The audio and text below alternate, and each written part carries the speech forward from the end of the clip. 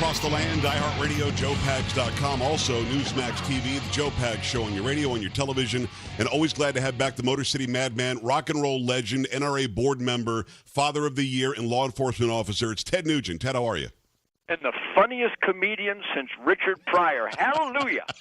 Can you say that? Are you allowed to compare yourself to Richard Pryor? I'm not sure. I think I can. I'm trying to get my afro to ignite, but I can't seem to get it because, I don't know, he was better than I am. He's a better comedian. We're already starting to trend, and I haven't aired the interview yet. Okay, here's the thing, Ted. You and I, here we are in the jungle of life, a couple of freaking apes. You're what, 6'2", 6'3", I'm 6'1". We're virile, strong men, apes in the jungle. You know, Ted, the fact that I just called us apes in the jungle twice actually had some people in America listening and watching cringe. They cringe because they've been indoctrinated and they've been they have been scientifically altered by the left to believe if you say ape, primate, chimpanzee, orangutan, or gorilla, you're a racist. Help me understand, Ted Nugent. You know, it really is bizarro world. You know, I'm entering my 70th summer. Say Wow. hallelujah like you Hallelujah. mean it.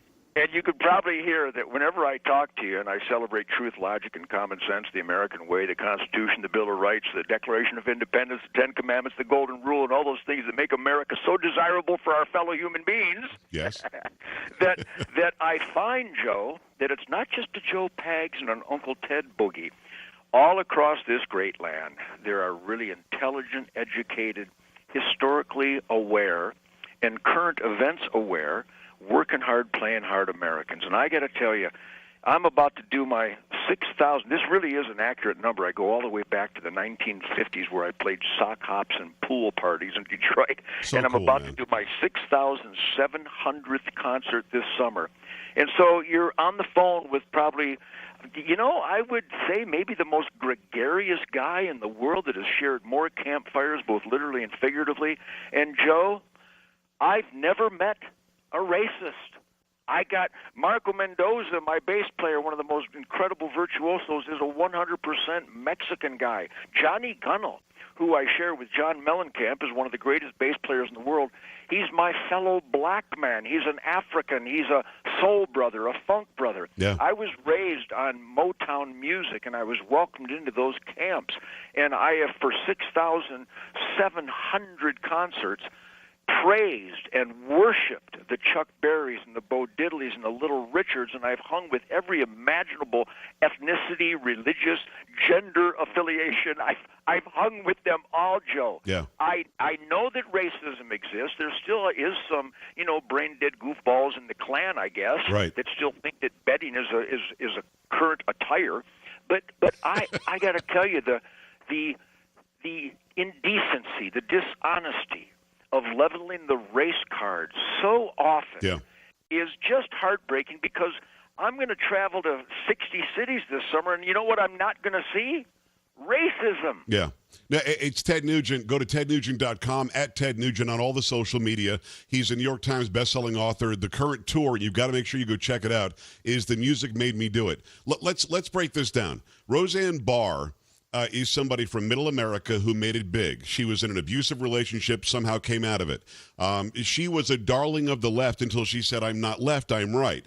She reboots her television show to the highest ratings we've seen it from a sitcom in a very, very long time, and the left is in a freaking tizzy. They have to do something to identify her as the bad guy and get her off the air. They succeeded because I think she didn't think smart enough before she sent out a tweet. But let's break down what she does, Ted, because you immediately texted me after we saw this go down. Valerie Jarrett is not a good person when it comes to politics. Valerie Jarrett, anti-American. Right, absolutely. Well, I agree with you. And what she and Obama tried to do, and she was the special advisor, the top senior advisor to President Obama for all 8 years. Okay? I don't know her ethnicity. I'm looking at her picture right now. I don't know her race. The fact that she's black is startling to me. And I asked Roseanne last night, and she and I know each other, and she said, I had no idea, Joe, but nobody's going to believe me that I didn't know that she was black. Now, let's break down why it matters, Ted, and I'm going to shut up so you can illuminate and enlighten all of us. Why it matters that she's black, because the left, for some reason, thinks that apes or gorillas or chimpanzees or orangutans somehow resemble black people, because I don't see it.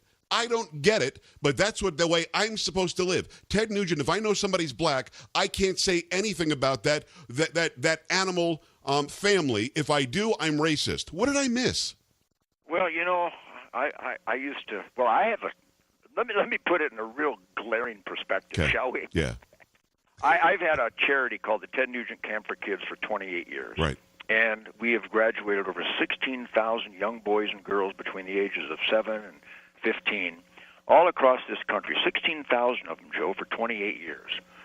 And they're all from every imaginable walk of life. And you know what I call them? And I don't care what race they are, ethnicity they are. When it's time to have our big barbecue in the afternoon and shoot our bows and arrows and learn about fishing and learn about conservation and being clean and sober and being the best that you can be, the rallying cry of all my directors and all my volunteers are, all right, you little monkeys, let's gather around the campfire. We're going to have ourselves a barbecue party with Uncle Ted. I just don't know at what juncture such general terms of cuteness. I mean, it's harmless, cute terms Right. of calling kids monkeys. I raised a bunch of kids, and I still got a whole army of grandkids, and I reference them as monkeys all the time. How could you possibly twist your mind to the degree that now a reference to a certain genus of creature is relative to an ethnicity? But that's the dumbing down of America. That is the dishonesty of the left. I don't believe for a minute that Roseanne Barr is a racist. I can't read her mind, and I don't know what she was thinking at the time, but I think the hatred of the left that doesn't level it towards their fellow liberals and progressives. I mean, Bill Maher's still on the air, and he actually used the word. So there's no rhyme or reason. If you and I tried to examine this and draw a conclusion using logic, we'd get an aneurysm because there's no logic to be found. Well, you couldn't be more correct. And as you know, I've got 5 kids. I call them monkeys if they're jumping on the bed all the time. And I don't mean you're little black people. I mean you look like monkeys. There's no racial reference whatsoever. When it comes to what Roseanne said, I don't go after people because of how they look. I don't think you do either. So I don't know anybody that does. Right. So I actually think that she was going after what Valerie Jarrett looks like, not because she thought she was black, but because she doesn't like that. The whole thing started because she started going after George Soros. Roseanne Barr is Jewish. George Soros was a Nazi sympathizer who helped round up Jews and told the story on CBS with a smile. He is worthy of being hated. Well, the Soros is a great buddy and great friend of the progressive left, of the Obamas, and of Valerie Jarrett. So Roseanne is trying to paint Valerie Jarrett in the same area, the same clique as George Soros, and says something that was ill-advised about what she looks like. It had nothing to do with race. She didn't know. And Ted, and again, I'm going to shut up because it's always better when you're talking and not me. But one last point. The only reason anybody makes a comparison to primates and African Americans is because Democrats, for centuries, depicted black people as monkeys, apes, and gorillas on their ad campaigns when they were running against the good guys who were the Republicans. The Democrats did this. We somehow have flipped the script, and we're pretending the Democrats are the good guys and the Republicans are the racists. It's the most ridiculous thing. It's 180 degrees false. Please take it from there. Truth, logic, and common sense is kryptonite to liberals and Democrats for the most part, if not the entire part. And I think we can sum it up because you and I are we're not just media buddies, and we're not just celebrating truth, logic, and common sense on the Joe Pag Show. We're actually friends. Right. We're working hard, playing hard, American blood brothers. We abide by the same battle cry and pulse of being the best that you can be and judging people by content of character, nothing else. I have hired hundreds of musicians. I have been honored and privileged and humbled to collaborate and jam and hang with musicians. I mean, I played with B.B. King, Joe. Right. I played with Chuck Berry. How did they let you on the stage, Ted Nugent, if you're the racist the left wants us to believe you are? That's a simple question to answer. How on earth do they just put their entire morality aside because you're a great guitar player? I think they would have to trust that you aren't that guy.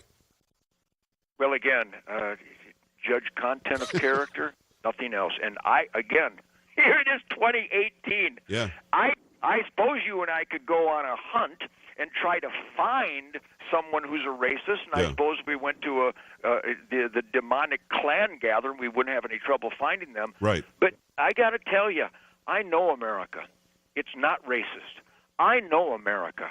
I know Americans. They judge by content of character, never color of skin. Now, I have to admit that when I was weaned and raised on James Brown and Wilson Pickett, that I really, really wanted to be black.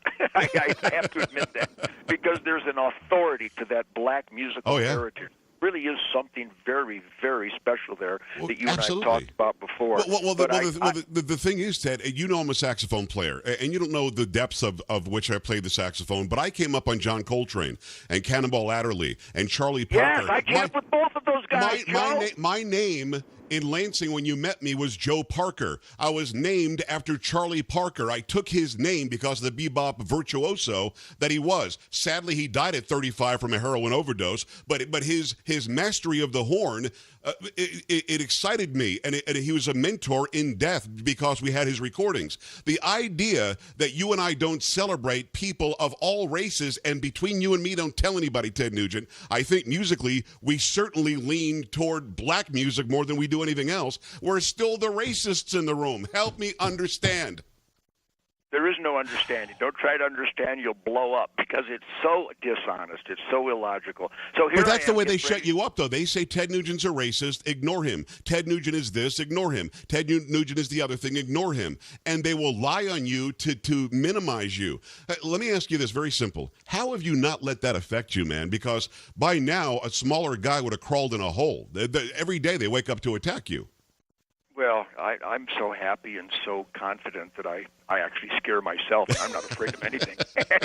I'm surrounded by such great, loving, caring, dedicated, work ethic people. My band, my crew. I guarantee you, this is a phenomenon that I can tell you this, Joe. When I go on the road at the end of June and tour all across America in 2018, doing my 6,700th concert. Congratulations, man. I promise you, Pags, it'll be the most fun, enjoyable, intense, out-of-control rhythm and blues rock and roll celebration of my 70 years because of the quality of people that show up, the quality of people that come and play with me. Jason Hartless on drums, Greg Smith on bass guitar. Every guitar player dreams of a rhythm section. My crew, the best crew in the world that works for the greatest artists on the planet.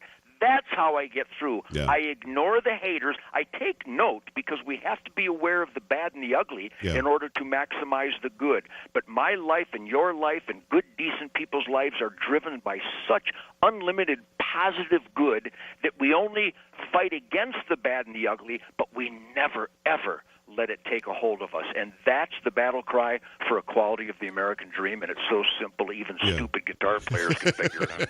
And dumb talk show hosts. It's TedNugent.com. Follow him at Ted Nugent on Twitter, at Ted Nugent on Facebook. And just one last question, Ted, and I always appreciate the time, man. It's always so educational and enlightening for me. And you know what? Media Matters watches every word we say, and there'll be some dumb post by Pierce Morgan or some idiot after we get done doing this. And you know what? I don't care. But let me ask you about social media.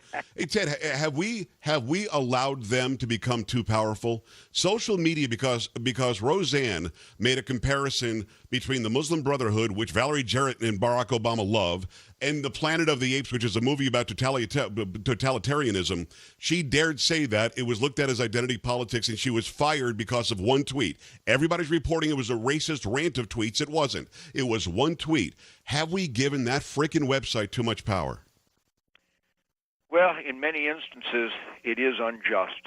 We could be here for a couple weeks identifying the examples of the injustice and the hatred and the runaway dishonesty by a fake news media and an entrenched leftist that hates everything good about America. For example, they're all upset about deporting children, Joe, but not aborting children, Isn't that stunning? Joe. So I could give you a number of examples, but again, we keep our chin up. There's always been battles. There's always been conflicts. America gives everybody the right to say and perform their own pursuit of life, liberty, and happiness. And all I know is that by weeding out the goofballs back in the 60s and 70s, I am surrounded by, and always have been, quite honestly, by the greatest, most positive, giving, caring, work ethic, productive people in the world. By the way, all my friends in band are really, really funny, too. They're funny people. All my kids are really, really funny. That's cool. And they're wonderful people. So it's about prioritization, intellectual choices, and making sure you surround yourself with great people. But I think on this note, everybody listen to Joe Pags. Not everybody agrees with everything we say because some people are too stupid to. Right. If you don't agree with anything Joe and I stand for, you need to go and take a deep breath, get off the dope, and maybe go back to school and learn about the evidence and the history that is available to Joe and I, and it's available to you too. But the vast majority of people listening to us right now, Joe, they live by truth, confidence, common sense, positive energy, and logic, and it's alive and well out there, so never ever back down, never ever compromise with the haters, and I think we proved it in November 2016. Yep. We got a president that defies the status quo, that defies the deep state and the corruption and the criminality running amok in the media, academia, Hollywood, Weinstein, and certainly so much of our government, everybody on the left. So keep your chin up, have the greatest summer of your life, work hard, play hard, don't text and drive, stay the hell out of the left lane, and put your heart and soul into being the best that you can be, and you will be a happy, happy son of a bitch. Absolutely right, Ted Nugent. All right, TedNugent.com, at Ted Nugent on Twitter, also on Facebook, and get the tickets to the Music Made Me Do It tour right now. Mr. Uncle Ted Nuge, Mr. Friend of Mine, Mr. Full-Blown Nugety, and the best-selling author that I know, thanks a million. Every single time you come on, you enlighten us like crazy. Well, thanks, Joe. And you go to my Facebook and witness all the self-evident truth, common sense, and logic that is alive and well out there. And I'm the Joe Pags Show. Thank you, Facebookers. God, do I have some great positive energy people on my Facebook. So that's a good indicator that the social media phenomena can be a boost to truth, logic, and common sense. I salute them all. We agree, my friend. It's Ted Nugent. We're going to come back right after this. Stay right here.